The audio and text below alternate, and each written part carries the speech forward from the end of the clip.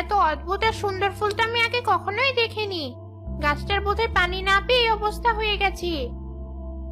রাবেয়া পাশের পুকুর থেকে একটু পানি এনে সে গাছের গোড়ায় দিয়ে দেয়।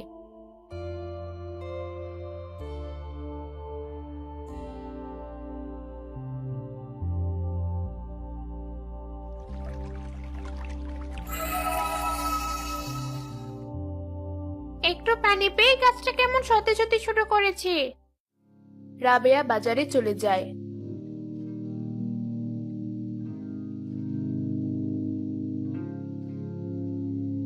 বাজারে জিনিসপত্রের এত দাম হয়েছে, অনেক দেরি হয়ে গেছে।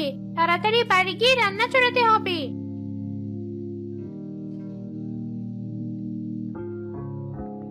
আরে, একটু আগেই তো গাছটাকে পানি দিয়ে গেলাম, এখন আবার গাছটির এমন অবস্থা কি করে হয়ে গেল? গাছটা বোধহয় খোলা জায়গায় ভালো নেই। আমি গাছটাকে আমার সাথে করে বাড়ি নিয়ে যাই। এত দেরি করে বাড়ি ফিরলে যে, আর হাতে করে এই অদ্ভুত গাছ কোথেকে নিয়ে এলে? রাস্তার পাশে অযত্নে গাছটার মরার অবস্থা হয়েছিল, তার সাথে করে নিয়ে এসেছি। তোমার যত সব আদিক্ষেতা, তাড়াতাড়ি খাবার রান্না করো, আমি গোসল শেষে খেতে বসবো। খবরদার, দেরি যেন না হয়। না, এখন আর দেরি করা যাবে না। ওই মাথা গরম স্বামীটাকে খাবার খাইয়ে তারপর তোমাকে ছায়ার মধ্যে রোপণ করবো রঙিন গাছ। গোসল শেষ করে ঘরে চলে এলাম, এখনো তো খাবার তৈরি হলো না।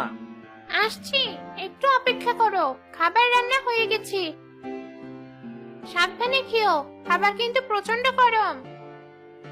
অত কিছু বলতে হবে না, আমি খাবার খেয়ে জমিদারের কাছে যাচ্ছি, সে হয়তো আমাকে নতুন কাজ দেবে। কথা করে বলেছি জমিদারের ঋণটা শোধ করার ব্যবস্থা করো, এরপর না হয় ভালো কোথাও চাকরি খুঁজে দেখবে। জমিদার তো খুব কম টাকা বেতনে কাজ করিয়ে নেয়। এত টাকা ঋণ আমার কি করে শোধ করব? জমিদারের সাথে কাজ করে ভালোই আছি। খাওয়া দাওয়া শেষ করে তমাল জমিদারের বাড়ির উদ্দেশ্যে চলে যায়। যাক, সব কাজ শেষ হয়ে গেছে।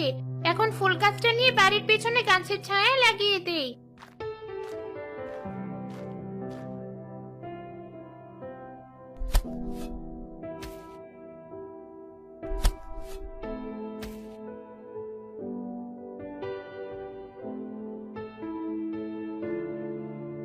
বাহ, এখানে কি সুন্দর লাগছে গাছটা।